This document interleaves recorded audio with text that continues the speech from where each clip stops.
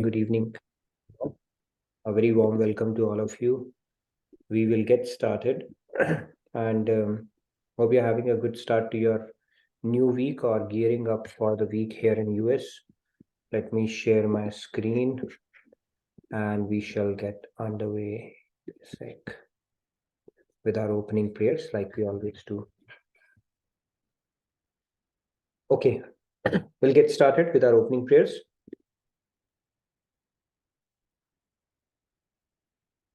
You're welcome to follow at your own place.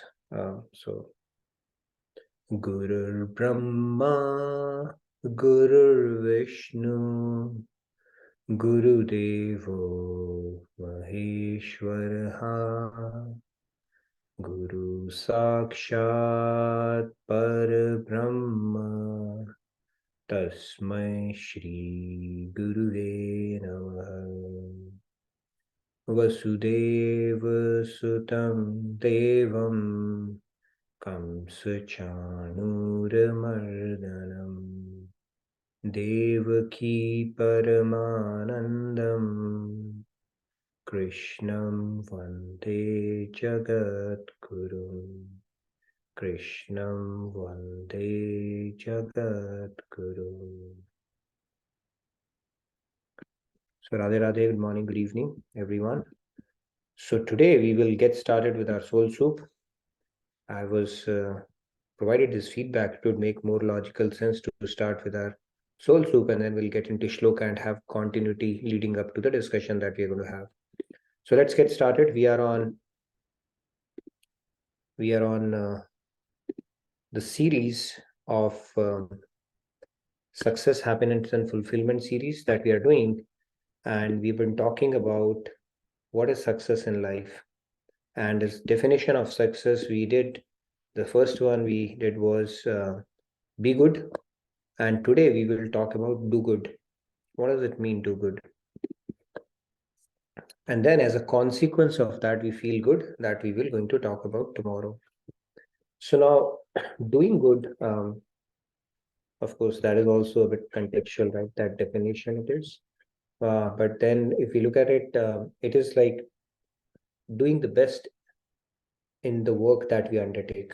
Okay, that constitutes that doing work. So let's look at it through a story, a very interesting story. And I think I'm sure a lot of us, all of us can relate to it. So it is a story of a woodcutter who used to work in a timber farm, a woodcutter, and on hourly wages. We have daily pays, hourly wages.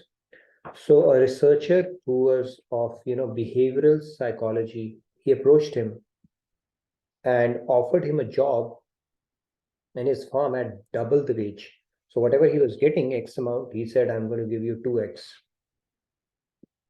And this woodcutter said, okay, sure enough. Game on. What do I need to do? He asked this guy. He said, take this axe and hit on the tree for 8 hours every day. I don't want you to cut it. You just need to hit the tree with the back of your axe head, not the sharp edge. So axe has two edges. One is the sharp edge and one is the other one. He said you need to do it the reverse. Don't hit it on the sharp edge. Hit it on the reverse edge. You don't need to cut the tree as such, but I will pay you double the wages for that. So this guy said, really, what use that be? But never mind. I'm going to get the wage and I'll go ahead and do that. And why should it? So he said, well, what is the use? He asked, nevertheless, that what is the use if I'm going to hit the tree and it's going to get cut? He said, why should it matter to you? You'll receive double the wages. So why don't you go ahead and do that? And he said, all right. He got inspired by his double pay package and he went to work and he will hit the tree with all his might with the back of his axe about 100, 500 times every hour from morning to night. He continued doing that. And those blows would neither cut the tree nor it chip the wood. But he did not care because he was receiving the money for his efforts. But what happens after a few days? After a few days, this guy became bored. He said on the 10th day, he gave the axe back to the researcher and said, I quit. Here is your axe. He said, why are you quitting the job? Is it not lucrative for you? He said it is lucrative, but it is no fun. Why? Because I want to see the chips flying. Because what I'm doing, I should get a feeling that it is contributing to some cause and what I'm doing is worthwhile. And this is a very important thing. And that applies to all of our work as well. Anything that we do, only when we get a sense, the only way we get a sense of fulfillment is when we know that our work is making a difference or it is causing, something to be worthwhile. Otherwise, it carries no meaning at all. And that is the reality of human nature as well. We are all are endowed with different skills. Either the way this whole nature is designed, we are all blessed with different talents. If you look at on one end, we have hummingbirds that weighs only 1/10 of an ounce, but it has hollow bones to ensure its feather light weight, right? It is the lightest of all the birds. And on the other hand, we have ostrich, which weighs about 300 pounds. So there is diversity there, right? Einstein had famously said one of the tragedy of the modern education system is that a fish is measured or evaluated by its ability to climb a tree. So we all are unique in that sense. Hummingbird, it flaps its wings about 75 times a second, and it can hover around a single spot in the air, if you've seen that, while it is sucks nectar from the flowers, and its lightweight makes it possible. And then you have ostrich, which cannot fly, but it can run at 80 kilometers an hour. So we are, every creature in this world, it is endowed with its own unique abilities, and humans are also different, and we are gifted in different ways, right? The ability that God has given us, unique abilities, God's gift to us, and realizing that ability and being able to serve God is our gift back to Him, right? So one could be brilliant enough to be a president of a country, and the other could be talented and exceptional clerk in an office. And both their innate abilities, they can be used productively to make a difference in the world. So the point here is that when we are beneficially impacting the lives of people around it, or when we have a feeling that what we are doing is contributing to something worthwhile, it is basically gives us a sense of fulfillment. So doing good is something we want to see chips flying in whatever we are doing. So that is the second aspect of how it relates to success. And then to feel, to experience and happiness and satisfaction is life. That aspect will touch upon. So with that said, let's move on to Bhagavad Gita. We'll continue with the series like we do every day. But today we are going to get back to the topic that we've been talking about. So I'm going to recite this shloka and then we can take a few hands. Tameva sharanam gaccha sarvabhavena bharata tat prasadat param shantim sthanam prapsyasi shashvatam. Okay, you can take a few hands. Radhe Radhe Dinesh ji, please go ahead. Radhe Radhe. Tamev saranam gaccha sarvabhavena bharata tat prasadat param santim sthanam praptrasyasi saswatam. Radhe Radhe. Very nice, Dinesh. Radhe Radhe. Let's take a few more hands. Shyam ji, Radhe Radhe, please go ahead. Yeah, Radhe Radhe. Tamev sharanam gaccha sarvabhavena bharata tat prasadat param shantim sthanam prapsyasi shashvatam. Radhe Radhe. Radhe Radhe, very nice. Thank you. Samji. Shamji. Okay, Uday Kumar ji, Radhe Radhe, please go ahead. Yeah, Radhe Radhe. Tameva sharanam gaccha sarvabhavena bharata tat prasadat param shantim sthanam prapsyasi shashvatam. Radhe Radhe. And I would encourage all the participants to, recite it wherever you are. The words may seem a little difficult to begin with, but once you get comfortable with it, it will just flow very easily. And when you are reciting it, just bring that sentiment or that knowledge to your mind that these words came out of the mouth of Lord Krishna himself. So just keep repeating it. That itself can cause a lot of transformation. It is very auspicious and pure to recite these shlokas. So try to do that, as you know, as many repetitions as we do. The people who raise your hand, their hands and turn their videos on. Let's take the remaining hands real quick and then get started. Radhe Radhe Aparna ji. Radhe Radhe. Radhe. तमेव शरणं गच्छ सर्वभावेन भारत तत्प्रसादात् परां शान्तिं स्थानं प्राप्स्यसि शाश्वतम्. Very nice. Thank you, you. Punaji. Let's Okay. free the hands now and we'll quick cover the remaining ones. Manish ji, Radhe Radhe, please go ahead. Radhe Radhe. Radhe Radhe. Tamev sharanam gaccha sarvabhavena bharata tat prasadat param shantim sthanam prapsyasi saswatam. Thank you. Very nice. Radhe Thank Radhe. you, Manishi. Radhe Radhe. Lakshmi ji, Radhe Radhe, please go ahead. Lakshmi ji. Radhe Radhe everyone. Tameva sharanam gaccha sarvabhavena bharata tat prasadat param shantim sthanam prapsya shashvatam. Radhe Radhe, thank you. Thank you. Radhe Radhe. Go Okay. ahead. More hands. Or should I go on right now? Yeah, go ahead. तमेव शरणं गच्छ सर्वभावेन भारत तत्प्रसादात् परां शान्तिं स्थानं प्राप्स्यसि शाश्वतम्. Thank you. Okay, we have 3 more hands. So let's quickly take from Pragi ji. Please go ahead. Radhe Radhe Pragi ji. Yeah, Radhe Radhe. Thank you. Sorry. Just Tvamev sharanam gaccha sarvabhavena bharata tat prasadat param shantim sthanam prapsyasi shashvatam. Cool. Falguni ji. Radhe Radhe. Radhe Radhe. Thank you. Falguni ji, Radhe Radhe, please go ahead. Radhe Radhe. Tvameva sharanam gaccha sarvabhavena bharata tat prasadam param shantim shantam prapsasi shashvatam. Radhe Radhe. Thank you. Radhe ji. Please go ahead. Radhe Radhe. Riya ji, Radhe Radhe. Radhe Radhe.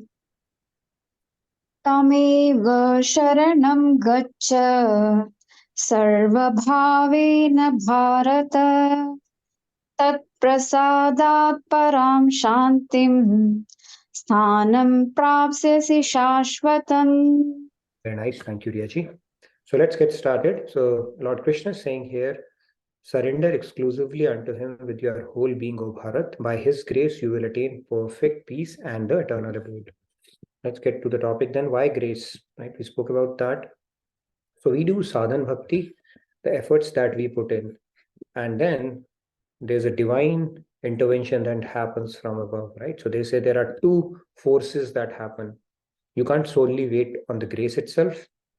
That's like asking God to do your seva, but we should focus on the purusharth or our self-effort aspect of it, right? So they say there are 2 forces. One is the aspiration from below, and the other is the answer from above. Both have to work in cohesion, and then this thing happens.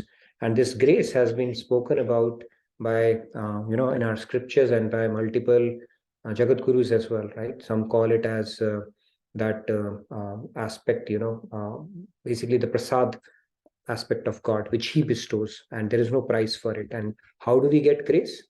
We speak about grace. It's the essential ingredient on the path of God realization, which is called kripa. We can't buy it, we can't snatch it, we can't steal it, nothing of that sort. We can only request for it. And the principle of attracting grace is surrender. Okay. Why do we need grace? Because we have a few problems to deal with. Okay. And this is a quick summary of as many problems as you can see. Janma, Mrityu, Jara, Vyadhi. We asked it in the quiz. Panch Klesh are there. Rag, Dvesh, Asmita, Vidya, Vinivesh, Tridosh, Kaf, Vat, Pith, diseases, Trikarma, Panchakosha, Tritapa. All that stuff we have to deal with. If you think these are cool things to deal with, then we don't need grace. But if you think these are something we really want to get out of, then we need grace. But the grace will follow when we do our effort. And when we do our effort, we have to perfect our surrender. And surrender is something that we are talking about. So this is the whole link. Okay, let's move on now. Talk about the principle of grace. So surrender. These are the 6 aspects of surrender: to desire only in accordance with the desire of God, not to desire against the desire of God, have firm faith God is protecting us, maintain an attitude of gratitude, to see everything we possess as belonging to God. So let's expound on these. We spoke about, and finally, to give up the pride of having surrendered. We spoke about the first 2. We'll do a quick recap and then we'll get to the remaining ones. The first one is where we subject ourselves to the will, like this leaf has subjected itself to the will of the wind. Similarly, we subject ourselves to the will of God. Okay, that means we need to have prasada buddhi around what's happening. And we spoke about how do we know we have aligned to God's will. You will get a feeling from inside that yes, you did that. Sometimes you may not even get that. Mostly you will get it, but sometimes you may not get it. When you don't get it, then we said that insurance is our insurance. Intention, purity of intention is our insurance policy. It's always good to carry an insurance in life, right? We all do that. Death insurance, car insurance, every kind of thing, something which is valuable, we insure it. And in this case, it is very valuable to know whether we are aligning to God's will or not. So we need to carry an insurance policy. That means we need to work on our intent behind putting in anything. Why am I doing it? Am I doing it from a selfish interest, or am I doing it, keeping a big picture in mind, or to help somebody? That intention aspect of it would actually be a safeguard or a cushion for you in case you are not able to align to God's will. It could happen as well. But mostly you will get some kind of feeling, something clicked. Yes, you did it right. Like hitting that sweet spot in tennis or cricket. When you middle it, you hit it right. Whether it's going to hit the court within the court baseline, or it's going to sail long, or it's going to go for a 6, or you're going to get caught. You get a feeling immediately after the shot. Something like that in this case as well. Second is the reiteration of that, not to desire against the desire of God. Again, it's like when we complain, oh my God, why did it not happen? Or God, why did you do it to me? Kind of a thing. When we complain that, then we are violating this principle. Now, there's a humorous story. Again, I'll bring it. I've spoken about it in the past, just to illustrate this these 2 concepts. So it's like there were some monks or pandits who were sailing across the river. Okay, so they were sailing across the river until they hit a tempest or a storm comes on the way. And one of the persons who was seasoned, or the experienced one, he said, you know what, we are going to die. Looks like we are going to die. So the moment this one of the Panditji heard that, you know what, he started pouring water from the river into the boat, using his vessel like this. People said he's gone crazy. First of all, we are stuck here, and he started putting water into the boat. But guess what? After a while, the storm subsides. So this guy says, you know what, looks like now we are going to be safe. So this guy takes the water and starts putting it out of the boat. So somebody asked him, what were you trying to do? Have you lost it completely? And when we were dying, you were trying to put it. Now we are safe. You are putting it out. He said, I did not know what God's will was for us. I thought maybe God wants us to die. So I thought, let me support him. So I started putting water into the boat. But after the storm subsided, I thought maybe God wants us to live. So I said, let me support him, put the water back. So, that's again a humorous story. But the point is, you try to align to it as best as possible based to your best understanding at that point in time, right? And that is essentially what it means. And that doesn't mean you keep everything on God and don't do what is needed on your side, right? So anyways, we'll get into that. So let's move on to the next one now. Third is to have firm faith that God is protecting us. This is a big one. I think this is a difficult one for most of the people, because whenever we start worrying and we start becoming anxious, then this principle starts getting violated. It's not an easy thing, of course, especially when we have to deal with uncertainty in life, right? The jobs are falling off, recession is coming, we get laid off, and so much of anxieties, they start building in our life. And that is the time when this principle is severely tested. So that faith that God is protecting us, I think we need to have that faith. And that is the third test of surrender. If we look at it from a nature standpoint, like, right from ants, which are very small, ants, they don't die of hunger, right? Birds, they don't die of hunger. They neither plow nor sow the seed, nor do they harvest or anything, and still they get fed. And same thing with ants, or for that matter, elephants, which can eat mounds of food. Have you seen any elephant dying of starvation? They don't. In fact, elephant, they say, they have 365 different paths to get their food every day. Why? Because once they go there and they run riot, people figure out a way to, keep them away. And then they trace another way to find food somewhere else. They have a very strong memory, elephants. So God has endowed them with a very, very, they don't forget. So they have another thing, strong memory and a big ego. So if you have hit an elephant with a stone as a child, elephant will not forget. It may come back after 50 years and hit you back, okay, when it gets an opportunity. So don't mess up with elephants. But the point is that the food, right from ants all the way up to the elephants, it is being provided for by God. So as human beings, it is there. Now some people may come back and say, we have seen people dying of hunger and famine. Where is God if that is happening? Now, see, it's a pretty complex algorithm, right? When it comes to humans, animals, they don't. It is provided for. They say, do waqt ki roti. God has taken intizam, basically arrangements for everyone. But then, of course, it's a complex algorithm. There are algorithms around your karma and so many factors. But typically, you should not manufacture worries. That is God going to protect me or not? It's just like child asking his mother or father, will you give me food? Okay, typically it is taken care of. Of course, we have to do effort a little bit, but God arranges for it. Look at the monks. They don't even know where their next food is going to come from, but they get provided for it.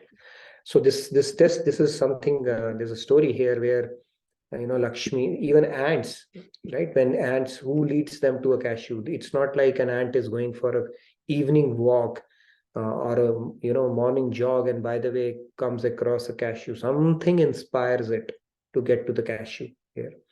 So Lakshmi, once she was on the Kshir Sagar with Vishnu Narayan, she said that, you're lying whole day, you do nothing, right? Typically, like wives complain to husband, she also did. You are chilling out every day, closing your eyes, and I have to press your feet and you do nothing. He said, my job requires a lot of focus and it's a lot of work that I have to do. Sir, what kind of work you do? He said, I have to take care of every creature in this universe, every creature across all the universe. And I have to provide for them as well. So Lakshmi said, really, let me test him out. So what she does is, she goes, there's a bottle and an ant is inside that bottle. She puts a lid on it. Then let me see what Mr. Vishnu, what he claims to do, how he takes care of this ant now. So he puts a lid on that bottle. And after a few days, she comes back and she sees the ant is hale and hearty. And she's feasting on a rice grain. And where did that rice grain come from? So when Lakshmi, she was putting the lid, from her vermilion, one drop of akshat had fell into the grain. So for all the days, it was able to sustain the ant. So she understood how Narayan takes care of everybody, kind of a deal. Anyway, that's a story. But the point is, we need to have firm faith, especially during testing times, that God is protecting us. Another story is a sailor, a new naval officer, not new, a new naval officer, a naval officer newly married. He was on a sail ship. So when he was on the sail ship, there was again a storm that started brewing up and people started panicking. But his wife, and he was pretty calm and relaxed about it. So his wife came to him and she said, are you not worried? We may die, or our ship may hit a wreckage and it may drown. So this guy, he takes out his sword and puts it on her neck and says, are you worried? She said, of course not. He said, why are you not worried that I may hurt you? He said, no, I'm not, because you are my well-wisher. So same kind of faith, that God is my well-wisher. So we need to exercise that faith. When we do that, we draw God's grace, because now we are aligning to that principle of surrender. Yes, Sandhya, you had a question? No, actually, there's one more story which was about a person who ended up visiting a house of a devotee at like late night hours, and he was hungry, and that devotee is very happy to offer the food, but this person does not believe in God. And he says that don't say that God is providing the resources, just offer me the food as a social service. And then the devotee gets angry, like, you should be thankful to God, only then I will give you food. And he lets that person go. And that's when God comes in the dream of that devotee. And he says that you should have offered food. For the last 40, 50 years, I have been hearing all these bad words, but I have been providing food to even that person and everybody. So how can you not bear this? That was very nice. Yeah. A good story. Yeah. They said that this guy, just on hearing a few words, your temper rose and you said, I'm not going to give you food. I've been hearing that for the last 30, 40 years from the guy, right? I still provide for him. So this is how God does that. Thank you. And it's a good story. There's another one. There was a aeroplane which was flying and it hit some kind of a rough weather.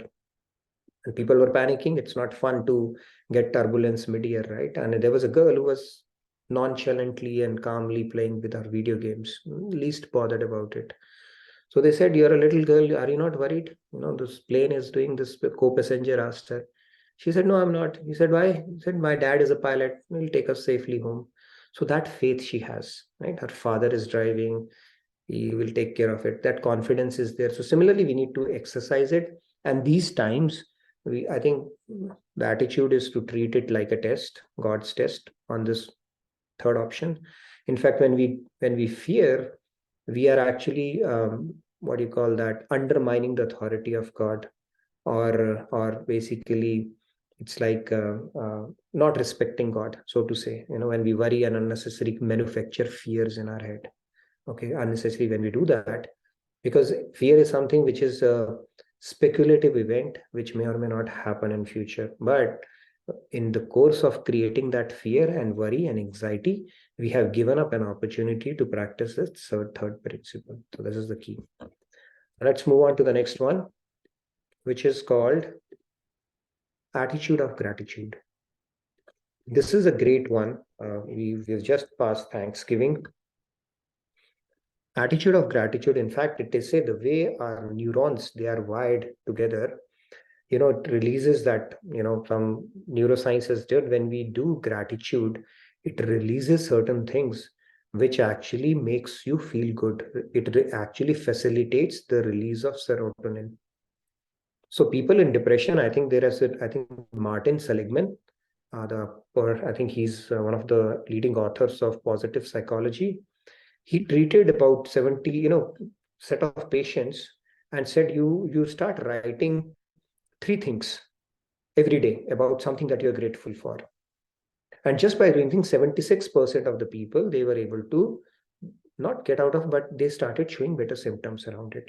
So just having that attitude itself can do a lot of things. They say that there's a poor man, there's a poor man, he is grateful to God. No, rich man is grateful to God for giving him opulences so that he can lead a comfortable life. A poor man is grateful to God that he is not suffering from any disease, right? The person who is suffering from disease is grateful that he's not mentally deranged. The person who is mentally deranged is grateful, basically, that he's not having some kind of a physical disability. Physical disability person is grateful that, I'm not dead. And then the dead person is the only person who cannot be grateful for anything, to anyone, basically. So the point is, we all have something or other to be grateful about. And it is said that if you simply do this practice of writing down a gratitude journal every day, then that itself will start bringing a lot of transformation in the way you think, or bringing the positivity.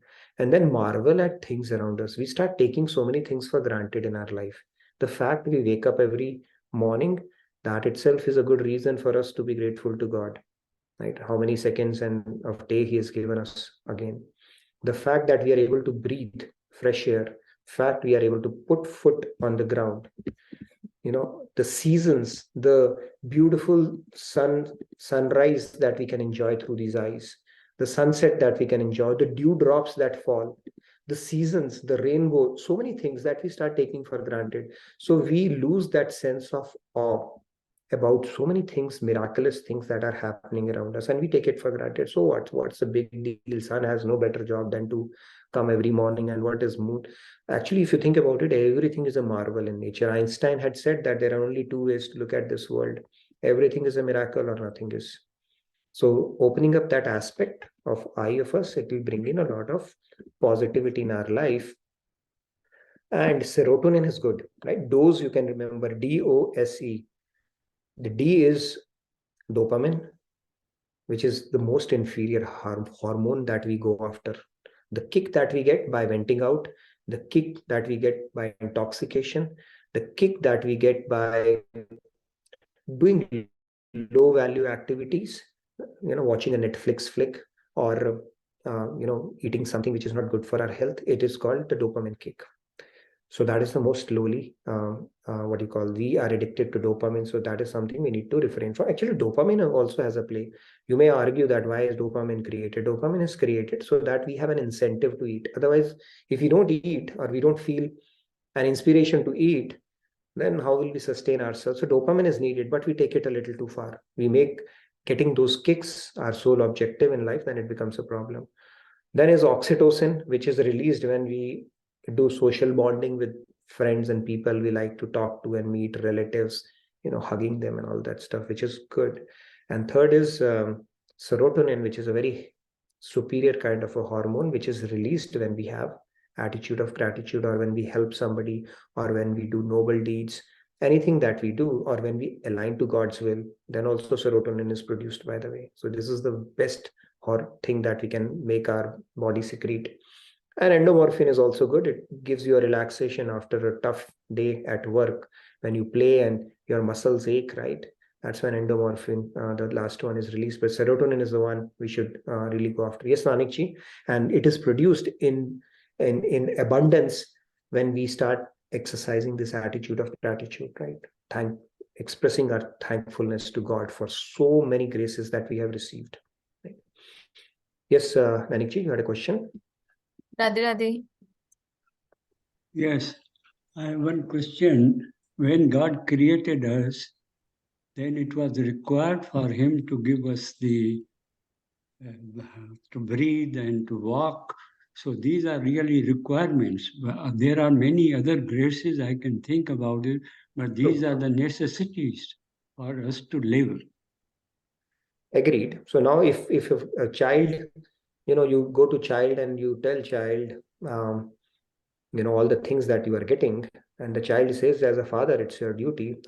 Anyway, you have to give it to me, then it becomes ungrateful. Of course, it is needed for us to survive, but then there is grace, right? We need to be thankful about that as well. It's not that we are entitled, we deserve it and we demand it. It's still given to us. So there's no reason why we can't be grateful to. There are bigger things, I agree. But even these things, if you think about it, it's a huge grace, right? COVID times, when this guy was on oxygen mask, on a ventilator, he was slapped a bill of close to $100,000 for a week. And then he had tears in his eyes. Why? Because he said, you know what, I've been breathing this air God has given me for my entire life for the last 70 years without paying anything in return, not even giving a silent gratitude for it. And now here, when humans have to give him oxygen, they slapped a big bill on him. So I agree, Nanikji, there are bigger things for graces, but we cannot undermine the value of these small things that we take for granted as well. There are also graces from God's side that and the good thing about gratitude is the more we express our gratitude, the more grace we draw. This is how it works, right? Even in the world, the life He has given a life, that is a gratitude. Life. Very true. Okay, so moving on. We don't pay any tax in return for that anyways. So to see everything as we possess as belonging to God, this is a huge one. Okay, this is where I think most of our worries come. My this, what is my here? We look at, if you think about it, my spouse, my friends, my kids, my parents, my relatives, my bank account, you think about my religion, what is it that belongs to us? anything can be snatched away from in a moment. So that attitude of being a trustee is what is being expected in this scenario, that we are a trustee, not the owner of anything, okay, regarding everything that is around us. And when we fall trapped to this this, and that is what causes us anxiety. We think, it's like we own this. My kid, he should do or she should do this. My spouse should be like this. My, expectation from the parents, relatives, and everybody. This is because we think they're mine.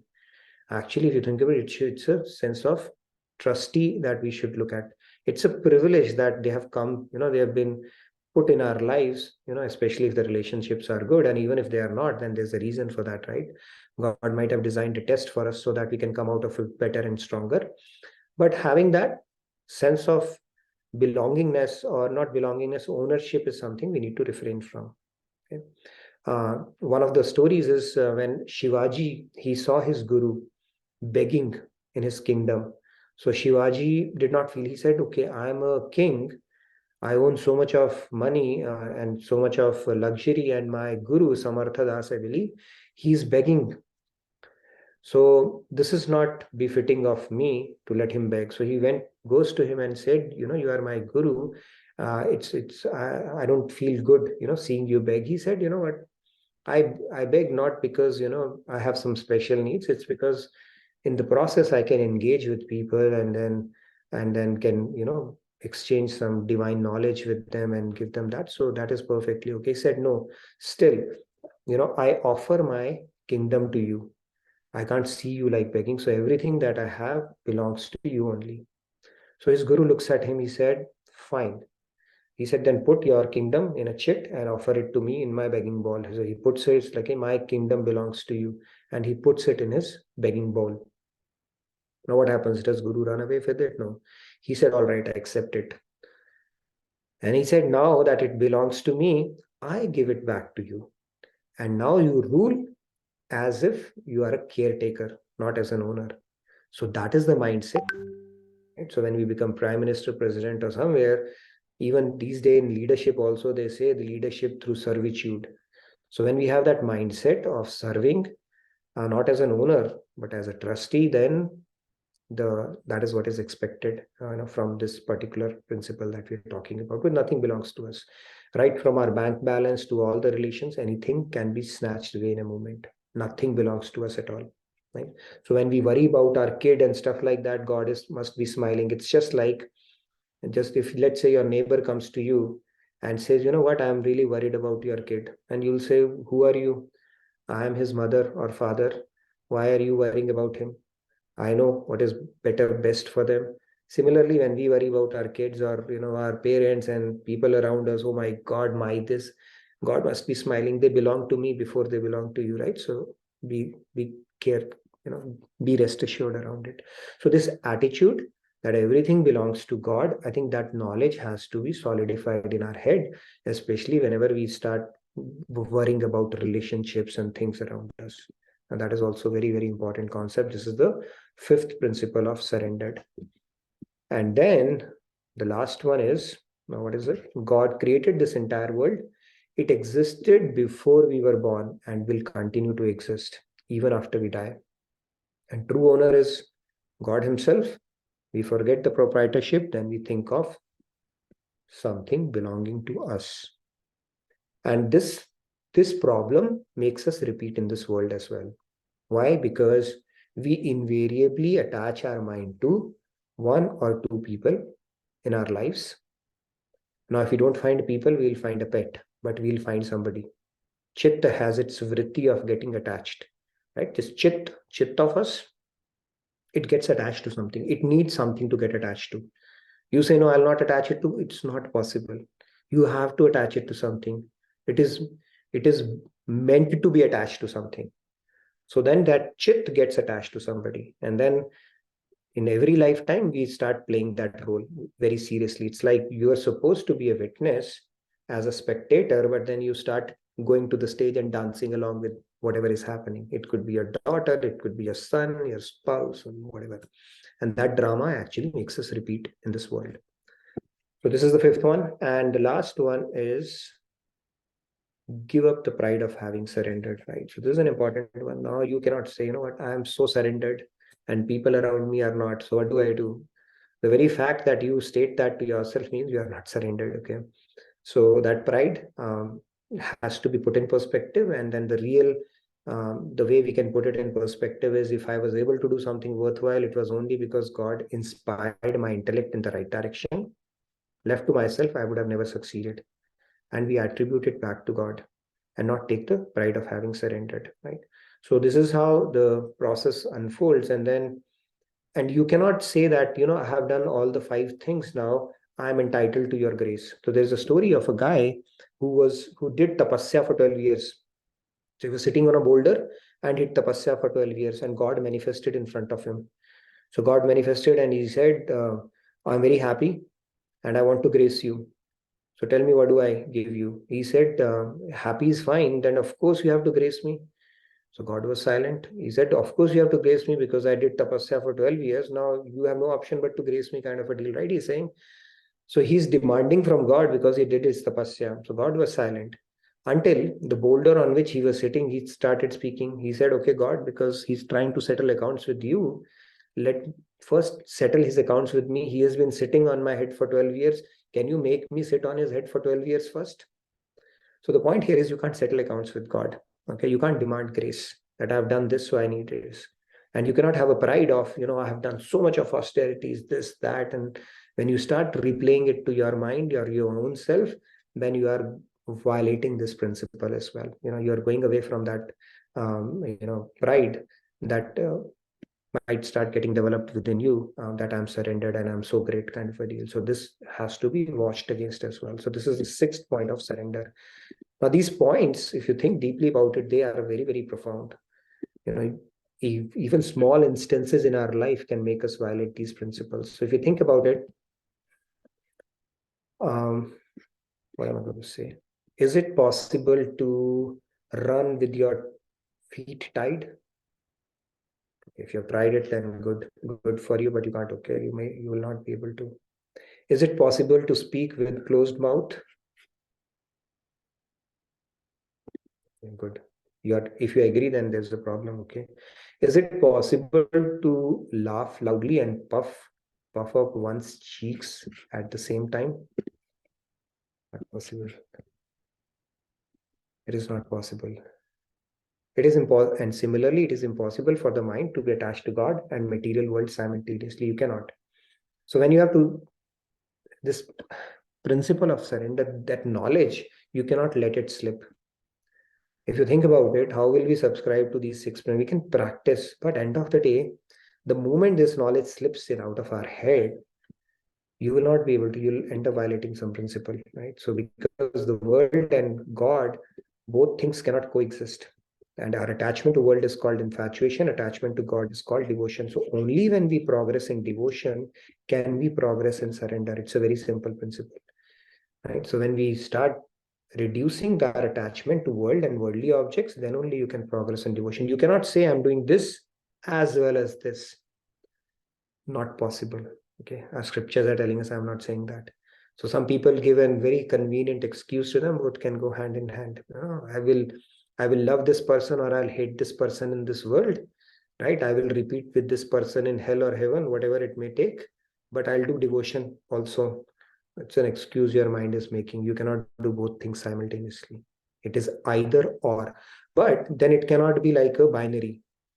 Eventually, yes, it has to be a journey, and that's where gradually we have to diminish, take away this aspect. You don't even have to take away, you keep on adding. Subtraction will happen automatically, and the sure shot test of that is your sense of proprietorship, your sense of gratitude would increase, your sense of proprietorship would decrease, your sense of acceptance will increase. Basically, you will get closer to the principle of surrender as you keep on progressing in your devotion. Rest will automatically start falling in place. Yes, Sandhya, you had a question, and now I'm going to put some questions here, real life questions. Maybe we'll continue this discussion tomorrow on how do we practice surrender in some of the practical life situations, losing a near and dear one, dealing with uncertainty in life, dealing with a difficult spouse, a relative, friend, getting cheated, injured, harmed, other unfavorable scenarios in life. Okay, I'll open it up, but let's take the question first. Yes, Sandhya? Yeah. So this question is like related to what you just said. You said that okay, certain things, positive things will increase, and that will be like a yardstick that I am getting closer. But yeah, I mean, so yes, we have these 6 principles, and we can try to maybe evaluate how we are doing. But is there like a very objective way to understand to what extent am I surrendered? Like it might appear to us that we might be trying to follow these. I don't know, No, like we all have to. It's a journey, right? If you think about it, it's very difficult. So I think Swamiji talks about that framework and it all starts with self-awareness. Then you get into self-mastery. Then you get into professional mastery, and then all the things, right? It goes step by step, part of it. So it all starts with self-awareness. How much surrendered we are, how much acceptance do we have around things around us and stuff like that, right? There's no hard and fast rule, but last time, when did you complain about something? When did something bother you? Those kind of evaluation, we can objectify it, bring in some objectivity to see, or how quickly you are able to move on with things around you, or how difficult you find it to let go of things, or how much attached you are to things around you, right? Some people, they spend their life with a false notion of, these are mine, this husband is mine, this wife is mine, this kid is mine, this relative is mine, and all of a sudden it will come as a shock to them. Oh my god, why did they behave like that? That means the whole life, even the fundamental of understanding how this spiritual journey is an independent journey, and everybody is operating out of their self-interest, that fundamental is not yet clear because they never got that exposure, right? But these small things would tell us where our attachment is, where our secret stash is. And then the hope is that our intuition will get harnessed as we get more closer, as we keep on peeling off layers of ignorance around our antakaran, that we will understand, how close we are getting to this principle of surrender as well, right? Attitude of it, we're talking about having and see everything as possessing to God. We don't feel that way. We think everything that we have is ours. Our hard work alone has given it to us, and we own every bit of it, kind of a deal, right? It's very difficult for us to let go of it as well. So all these things, actually, like Shivaji example that I gave you, right? This when we talk about, when we go and give aartis to God and we say, tan man dhan sab tera, kya lage mera. But when we have to part with our wealth, even if it's $10 or something, we start putting a question mark. Why is it happening? Who's going to enjoy a luxury ride out of these $10 if I part it with it, right? So there's a very close sense of holding on to our stuff because we think we are entitled to it. We have earned it through our hard work. We don't understand there is a hand that is enabling and facilitating it for us, and it can be snatched away anymore. Not that we've got a vengeant father sitting there, but that sense is very difficult to let go of. All these questions come when we don't have this sense of that nothing, everything that we possess actually belongs to God only, right? So it is a very big journey, but at least we have to take that first small step, right? And then keep and on evaluating ourselves how much we are progressing. Yeah. in the context of evaluation, I was just wondering how would a person who's actually surrendered feel? They will also not feel that they are surrendered because that will go against the 6th principle. True. They're feeling surrender. That means God is constantly polling us. Like in our IT professions, they say that, right? There are certain utilities, it keeps polling to check it is happening or it is not happening. Similarly, God seated within us is constantly checking, is the soul surrendered now or not? Surrendered now or not? Even if it happens a second before our death, job is done. So he only knows, what it would feel for that person who is completely surrendered, right? Very difficult to say unless you are at that stage or you can explain it. So, but if you look at the saints, they are saints. They've already realized God, so they are perfectly surrendered. But there must have been a time where they were work in progress and they surrendered until they reached that stage, right? So if I reach that stage, I'll let you know. Okay, I'm far away from that. That much I can tell you. But yeah, Thank very you. difficult to know. It's something Eagerly to. waiting to hear that as well. Okay, so moving Yeah. forward with people who have raised hands. So Pratyusha Gigi, you ji, had a question. who? These things, if you read it actually, It may seem very simple, but the manifestations of the lack of surrender can happen in so many ways. That is why I put in a few questions to hear from participants. What is the challenge we feel when any of these situations happens in our life? Right? If any of this is that, okay, it's perfectly okay. Nobody would be feeling that way, right? That means somewhere or other we are violating any of the principles of that surrender, and we need to get better at that aspect. Preeti ji, let's hear from you first. Yes, Radhe Radhe Preeti. Radhe Radhe. So whenever I had some issues like I have few rental properties I'm trying to rent or trying to sell and it's not selling, or right in the middle of where I wanted to do some seva and I got sick or something. I used to in my past before Bhagavad Gita sessions, I used to get extremely frustrated internally, just unhappy, like why is this happening to me? Why I can't be getting things done, why everybody else is getting it done and why I can't. And now even my inability to do some things, I surrender it to God, and it makes me feel so much peaceful rather than inferior. So this is what it is, and let God take care of it. And it's amazingly taken care of after a few days. So all that frustration and unhappiness is gone. And I was like, I wasted so much time doing that in my past before daily wisdom from Bhagavad Gita. That is incredible. So it's the same situation, but the frustration and unhappiness is gone because I surrender to whatever it is, and that's made a huge difference on everything that Thank you, I Preeti, for same sharing. thing happened in my life. Yeah, it's a great realization, for sure. I don't know, a lot of participants, I would love to hear from them, would experience that when we let go of something, we break that jinx also, because I think that lesson is already learned when we let go of something, and the situation also improves or takes care of it. But the other part of it is what you have said. It's a great realization in the sense that, let's say by getting frustrated, or let's say by getting worried, or let's say by overthinking about this thing, if this thing gets resolved, let's sure do that. But what happens? Nothing happens. Just by doing that, nothing happens. Instead, if you are solution oriented and stay positive, and that is a nature we have to inculcate through practice, of course, it's not going to happen by popping in a pill, then at least we are aligning to the principle of surrender. We are doing our soul a favor. Our soul means we. But by getting frustrated or worrying, it's like sitting on a rocking chair. You might feel some action is happening back and forth, back and forth, back and forth, but truly you're not making any movement, right? You're still stuck where you are. But it is an opportunity cost or an opportunity lost with regards to, cutting a corner spiritually. If we go by Bhagavad Gita, those are the opportunities where we can simply have an acceptance with proper knowledge. That doesn't mean you don't do anything, you become fatalist. That means you still do what is needed in that situation, but have an acceptance that there's only so much you can control. Stephen Covey's, we spoke about those circle of control and circle of no control whatsoever. Now we are going to the circle of no control whatsoever, and we are forfeiting the opportunity of having an acceptance first to principles of surrender as well. Even Stephen Covey got inspired from Bhagavad Gita when he wrote that. He's given a testimonial as well.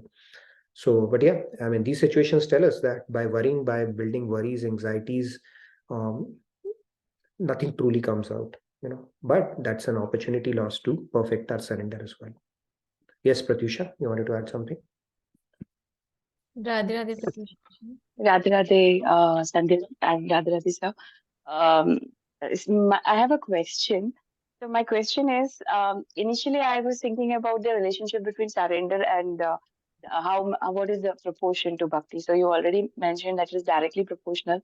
So my question is regarding the bhav. So is different bhavs in bhakti, do they have something to do with surrender? Because Draupadi had this Sakha bhav and her surrender was not perfect. So I was just wondering, that's my question, and then I would add something. Her surrender was perfect. That's why God gave, because God is a perfectionist, right?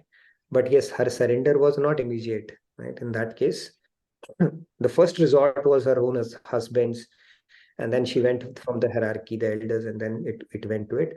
But yes, when we get to, there's a bhakti also has see, even in material world, if you look at it, everything is infinite, right? Like red, blue, green, primary colors, but how many infinite combinations are possible? Infinite.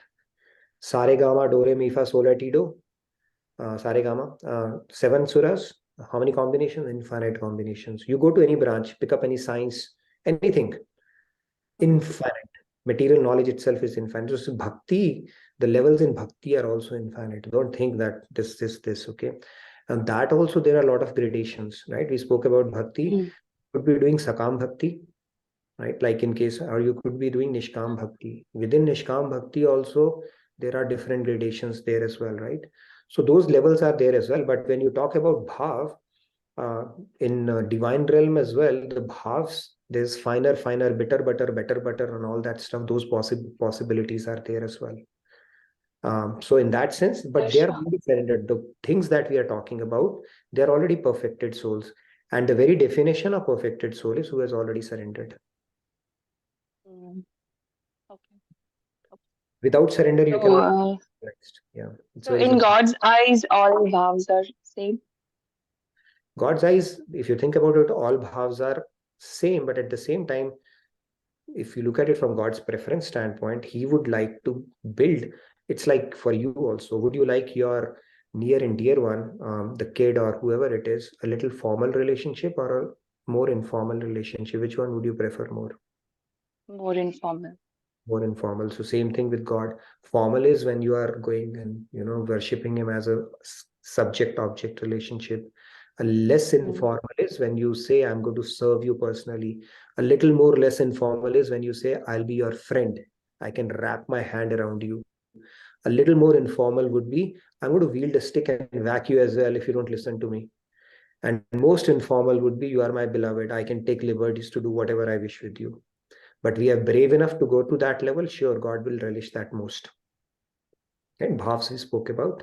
How can we go graduate from one bhav to another? And there is a secret behind that as well, because one is a Swarupanand, that God, because he's bliss, ocean of bliss. He has his own bliss. He's called Atmarati. He doesn't need to get somebody to enjoy that bliss, right? You can't do plus and minus in God. But there is a Swarup Shaktianand that he enjoys as well. That how does he enjoy? By seating inside you. So the bliss that you are getting and the bliss that he relishes through you is higher than his own.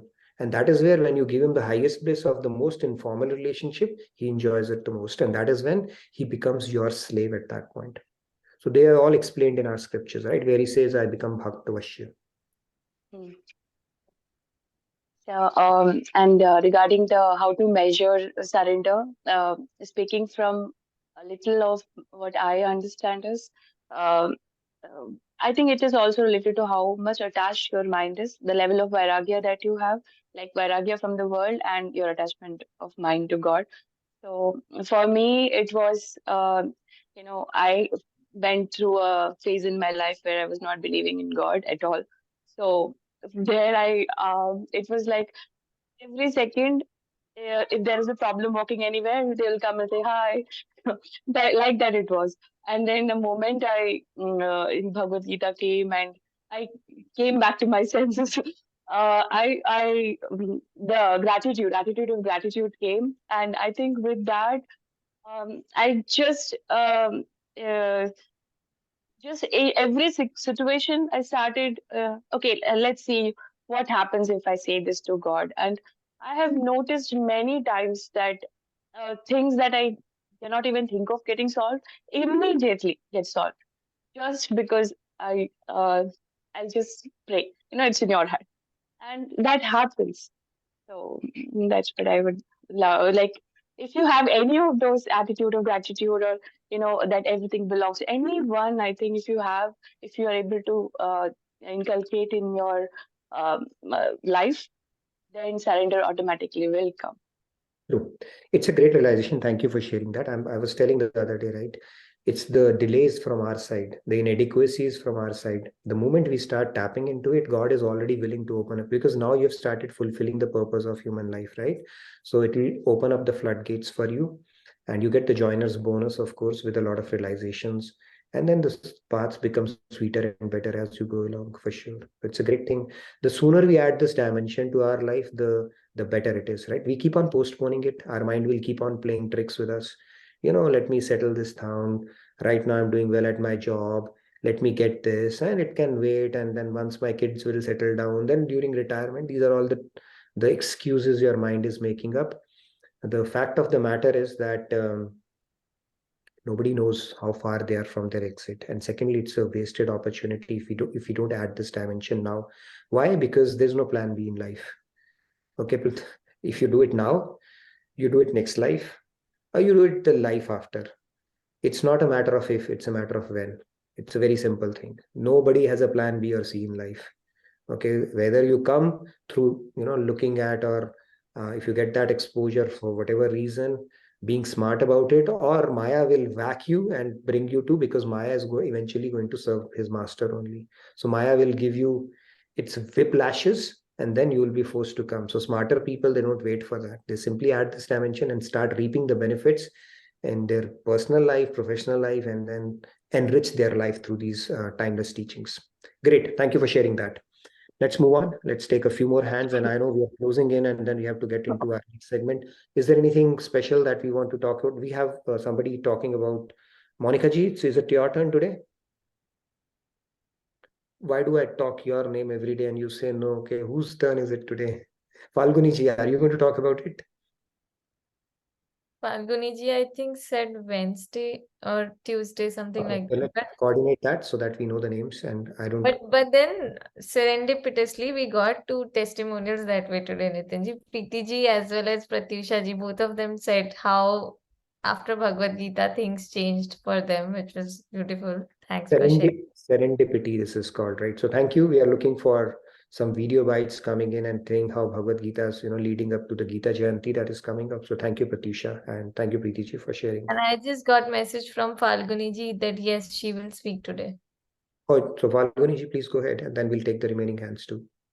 Yeah. Radhe Falguni ji.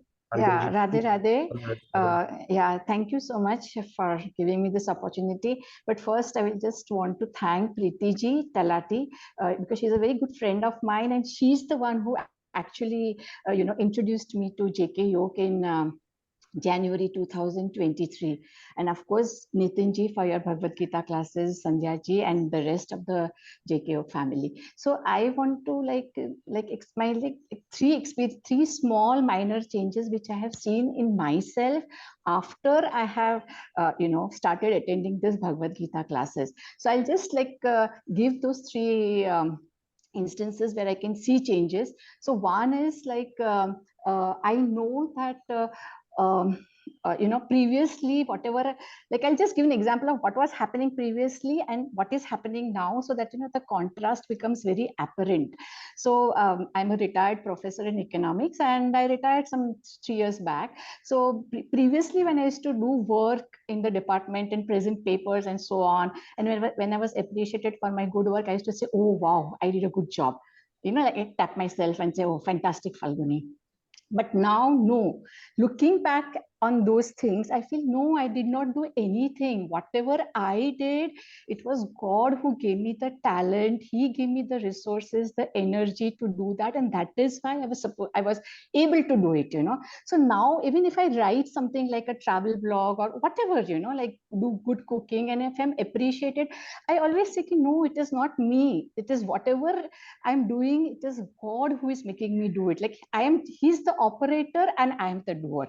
This is one very big lesson that I have, not lesson, a very big change, not big, a small change which has come to this through this Bhagavad Gita class. Second is gratitude. Now, what I want to say over here is that when we are small, we are taught by our parents that, okay, you must say thank you and so on. So I have been saying thank you, okay, someone did something for me. Thank you, thank you, thank you. But that thank you was mechanical. Now, when I say thank you, the quality of my thank you, of my gratitude has changed. I'll just give you one example. Like, say for example, when we eat food, we were taught, okay, you must say say one mantra and then eat food. So I used to just recite one mantra very quickly and just start eating the food. Or when I used to take an auto or a cab to the college, I just say thank you and then just run off to the class. Now when I eat my food, it is like, oh, thank the sun, the wind, the rain, Mother Earth, farmers. Like, I'm so grateful for the food that has been put on my plate. Like, I'm so thankful to the cab driver who maneuvered through the traffic and has helped me to reach the destination. So that quality of gratitude has changed after I joined the classes. That is also another small change I see. Of course, I have to go a long way. And the third category is like a little, I don't know whether it will really fall into this particular change, because it is not that way a very big thing that I'm doing, but some sort of like say for example, I love reading books, so I've, being a professor, collected huge amount of books in economics, then fiction, non-fiction, self-help books, and so on. Now just a month back, I decided that okay, now that I've retired, I don't need these books in economics. I will keep the other ones, but I can donate these books to the university library. And so I took out all the books, I heaped them, and then I didn't know what overcame me. I just started opening the books and saying, oh, this is what I did with my students. Oh, this is the, this, I discussed this case study with my MA and MCOM students and all that. And I said, no, I can't give these books. So I put back the books again. And then the second day I said, no, this is not done, Falguni. So again, I removed the books. I packed them in a suitcase and I literally went to the university and I gave it. My heart broke that day and I felt so sad. It is not really detachment, but what I want to say is that something, it was such a big effort on my part, even to part with those books. So much attachment I had with that. So that is a very big, at least for me, to give away my books is a very big thing for me, because if someone takes one sari from me and does not return, it is okay. Chalo, koi baat nahi. But if you borrow a book from me and you don't return it, it's like I'll call you and say, please return it. So these are the three small changes that I can see in myself after I have started attending the Bhagavad Gita classes. And I'm so grateful, Nitinji, to you, for the daily trouble that you take. And, I keep asking questions and so on, but I don't know, I have to work on myself more, but at least these three changes are ones which I can really see in myself. Thank you so much. Thank you very much. Thank you, Falguni, for your straight from heart testimonial, and see the changes that you are saying small. Yeah, trust me, it can take billions and billions of life to move our soul just a little bit in some of these things. And you saying trouble, it's my privilege, actually. It's my seva. I'm just a facilitator. I keep on saying that. It's my privilege actually to be coming here, and I should thank you, all of you, for making it such an enriching session and giving me 60 minutes of your day. But these changes that you're talking about are huge. Trust me, they are huge changes. I don't think and my respect for, I always wanted to become a professor, and economics was my favorite subject, okay? But I was not good enough and smart enough to become a professor, and probably not even young enough, when I decided I'll become a professor. But I always wanted to teach economics, so maybe we can discuss a few more things around that. But very nice to hear all that from you. And the book thing that you spoke about, I'll tell you a quick story. Yeah. I was reading this book, Journey Back Home, which I keep recommending to people as well, for spiritual aspirants who want to know how invisible hand can guide you when you make spirituality your priority, and the kind of experience you would have is amazing. So in one of that, I'm going to break that suspense for you. Okay, so the guy, he was willing to part away with everything. In fact, he parted with everything. One thing that he kept with himself was his harmonica. Okay, because that was the only instrument there where he would pour his heart out and play the music that he wanted to in his solitude. Until one day he realized that he's getting attached to that as well. Okay, so on this day, when he was meditating on the banks or one of the rocks near Ganges, he said, I need to break this attachment. Okay, so what he does is he takes that harmonica okay, and throws it into the river. See, that was the only thing he had throughout his journey. And he would pour his heart out every day on that, okay? And he threw that into Ganges river. And he said when he heard that click, when harmonica went into the water, there was a sound it made. Of course, he felt something in his heart. But guess what happens after that? After that, when he sits in meditation, Ganges, whom he later on goes on to say was my mother. And when he goes and puts the ashes of his biological mother, real mother, into the Ganges, he said, my spiritual mother and biological mother both united today. He said on that day in his meditation, the Ganges, the river Ganga, revealed a chanting to him, a mantra to him, which was his calling in life. What was that mantra? Hare Rama, Hare Krishna mantra. Just imagine river disclosing that to that guy when he let go of that thing. So I'm good. You are able to confront some of your secret stash. You're making peace with it. These are huge, huge growth, I would say. It's not a small thing. So thank you so much for sharing. Nitinji, are you talking about the book, My Journey Home? Journey Home, yes. Yeah, I'm reading that book now. It's very Read that, you'll come across that. It was very like, nice. when I read that, I was like, wow. Yeah. And it is a thriller, I'm telling you. You can do that, and every spiritual aspirant should read it, and they'll say, oh my God, it's a how very good book. God can orchestrate things for you when you have a belief. Unbelievable things can happen.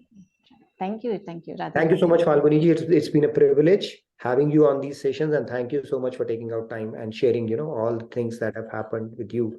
Of course, with this beautiful knowledge that we are undertaking, partaking every day. All right. And I must add, Falguni ji is very consistent with her seva as well. Like since she started, she is just very regular, has been writing that very nicely. So thank you so much. It's actually a privilege to have you. Yes, Falguni ji. And I always enjoy your remarks on the feedback tracker as well. So please do fill out feedback tracker. Okay, just a reminder to everybody for today as well. And we have Tulsi. No, that has already happened. Okay. But actually, Smita ji also added that, yes, thank you, Nitin ji, for the knowledge you share with us and your class. Thank you for thanking. Like I said, it's my privilege. I should thank Swamiji that he gave me this platform and gave us a reason, to sit here and contemplate on this divine knowledge. And it's my pleasure. I am the biggest beneficiary, trust me. So I should be thanking you. Yes. Okay, there are a few comments as well as hands raised. So I'll first take the hands. Prabhat Bhaiya, Radhe Radhe, please go ahead. Thank you, Radhe Radhe. So my question is related to fifth principle.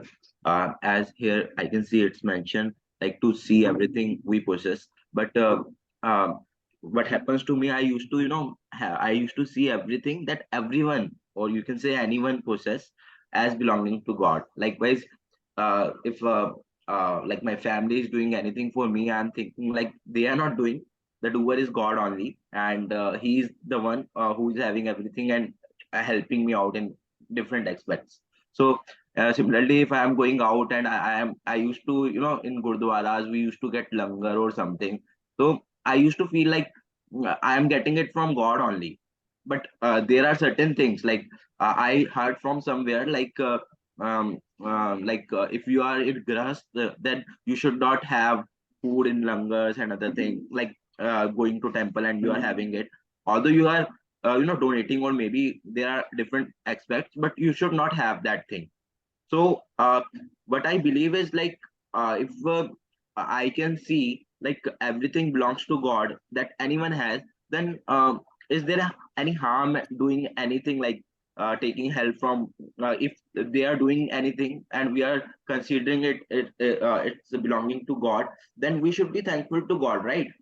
Earlier I used to thank them by my heart, but now if I am thinking about thanking them, it's like it's thanks to God straight away, like it's like this way. So can you elaborate it and guide me what exactly we should do?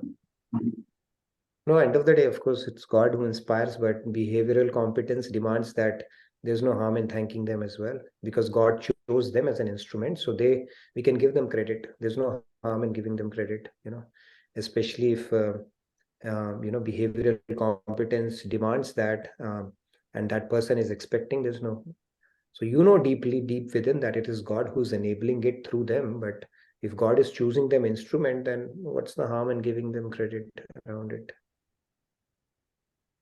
But if you But think they it's are like spiritually mature, but it's like if I think that there is some other person who is doing something, then there will be some sense of attachment, right? I don't feel any sense of attachment.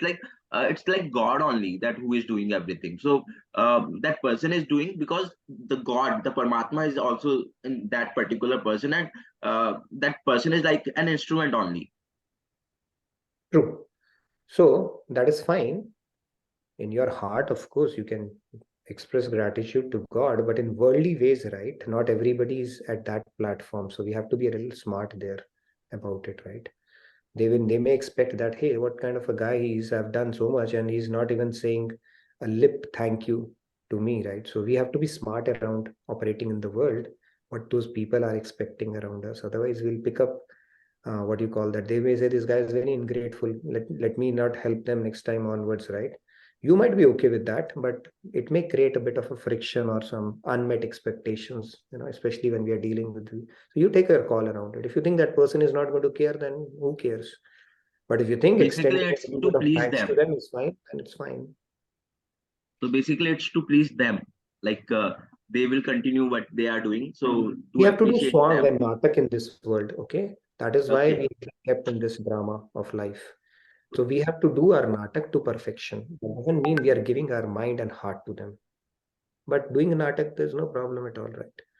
I mean, so many actors, they do it on the stage. We have to do it in the stage of life. That's all it is. But we don't participate in that.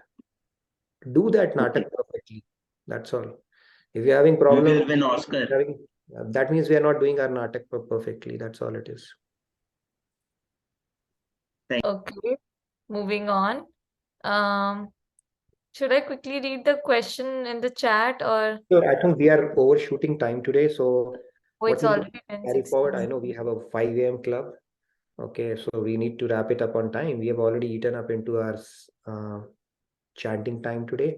So remaining questions, if you can put it in the feedback tracker, we'll take it tomorrow rather, because otherwise it'll go very long and then we'll not. So Ipshita ji, Manish ji, Nanik ji, and Kumar ji, please put it in the feedback tracker. We'll continue this discussion tomorrow. Anything that you wanted to read before we wrap it up, because I know we are over time today.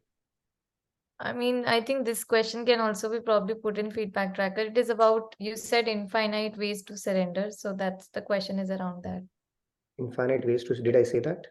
I don't know. Someone I is said saying infinite bhavs, I said. I did not say infinite ways to surrender. Okay, there could be infinite ways to surrender as well, as long as they comply to one of these 6. Now, if I were to tell infinite ways, it will take infinite time, right? So, I don't know. I'll take my words back. It has to go within these 6, and then I don't know how much do they translate to. There could be, but very difficult to call out all the infinite ways. But bhavs, yeah, there's a lot of variety there for sure. Okay, any other thing? Okay, so we'll conclude then. I know it's late, so I would like to wrap it up. So tomorrow we'll continue with our satsang, the chanting session as well. For today, let's call it off on time. We are already a little late, so please fill in the feedback tracker. We'll take up the questions tomorrow and continue with this discussion. I think we'll probably have 1 or 2 sessions to conclude this discussion. Okay. So Radhe Radhe, good night, good day from my side. I look forward to seeing you tomorrow. Thank you, everybody. Have a good day and great rest of your evening. Radhe Radhe, please fill the feedback tracker. Thank you. See you all tomorrow. See you all tomorrow.